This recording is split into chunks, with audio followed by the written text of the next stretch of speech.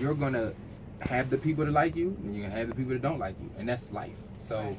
I'm focusing on the people that are interested in what I'm bringing to the table, and everybody else, you can jump on or you can not, and I move either way. So I like that. I like that. What part of the DMV are you from? Northeast, I live in Northeast right now, and so my story is I was born in DC General. I live in Northeast. I was born in Northeast, moved to District Heights, Maryland, which is a bordering community right outside, PG, and then I moved back to Northeast. So I have love for the DMV. Like, I don't really represent a block, a street, or nothing. Like, you know what I'm saying? I'm out the way. Right. Like, I'm not. Yeah, we out here, we doing this. I know people on these blocks. I got friends that grew up. I got friends that's been involved in, but I represent myself. Like, Exactly. but I love DC. We're gonna get you know on what I'm the saying? jacket, I love don't it. So, it's just I love the.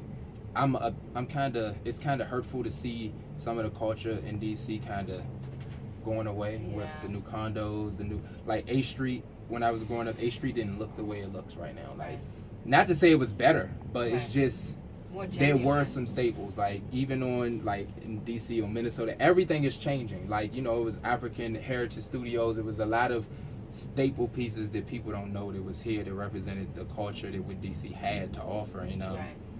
And there's a new generation of people that doesn't even know it existed, but it's happening all, gentrification, so it's happening all over the place. Right. And I'm in love with what was DC, and I'm actually in love with what's becoming to an extent, but it's not going to be the same. Right. Like, it's not the same already. It's already different. Right. So. Right. No, I definitely agree, and artists like you will keep that authenticity and that original Chocolate City DC heart, in the city.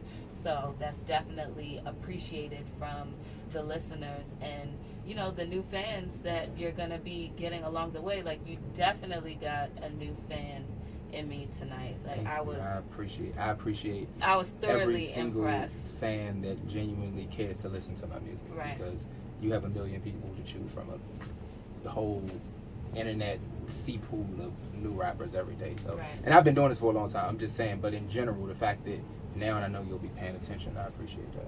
You're welcome. So your name is an acronym. Yes. What do the letters stand for? FAME. It stands for Finally Achieving My Excellence, and that was when I originally realized that, wow, you really know how to rap. Like, it's not just a thing. It's not just like, oh yeah, it just sounds cool. It was initially an outlet for stress or whatever. Like, I lost my mom, and I would like write stuff just for myself, just kind of like vent it or whatever. I always loved music, hip hop, rap, from new school, old school. I always was into it, but when it became personal was when I started putting the words down on paper for myself, and I would just do it for myself. I would just record it and listen back to it, but never share it. And then once I shared it, once I really, this is probably like back 06, 07, when people really was like, oh, you can really, but life gets in the way, and I dropped a project called Too Busy Dreaming in 2012, and it was personal, and it was like, it wasn't for anybody else.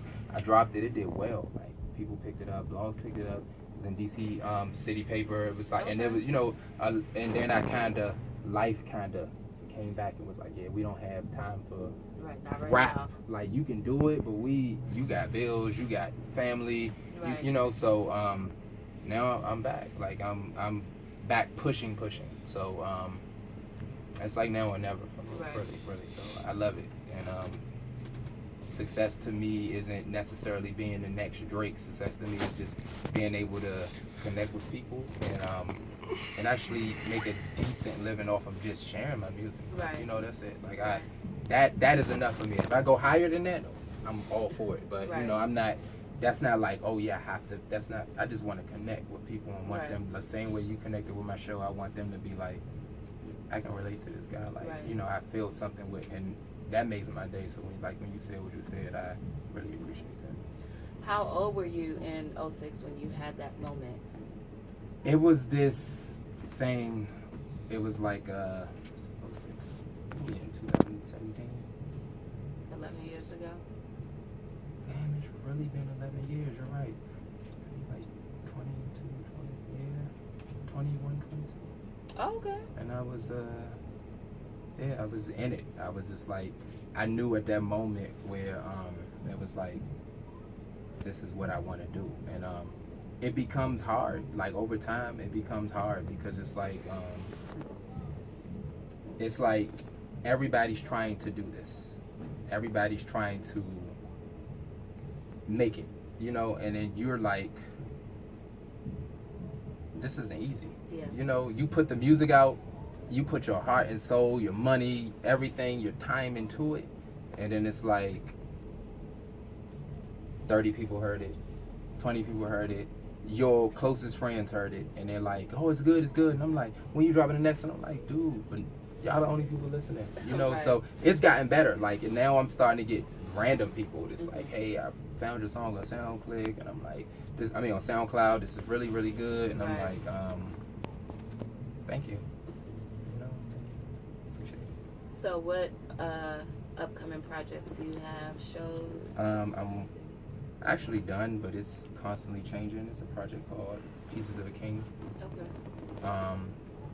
And when I say Pieces of a King, it's like pieces of a man. Like, it's just fragments of my life, or you know, my side of things, and like